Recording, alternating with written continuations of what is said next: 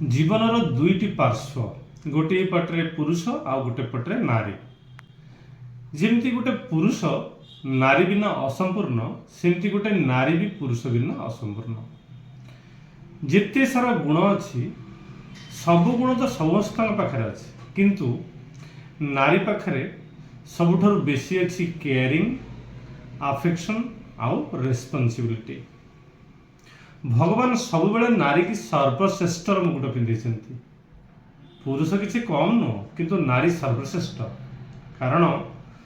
नारी सृष्टि सर्जना करें नूतन सृष्टि रे नारीर भूमिका प्रमुख नारी बिना सृष्टि आगक बढ़ी पारनी सी जो कलेक्टा भगवान दे नारी की से नारी सब बेले सर्वश्रेष्ठ आउ चिर नमस्या।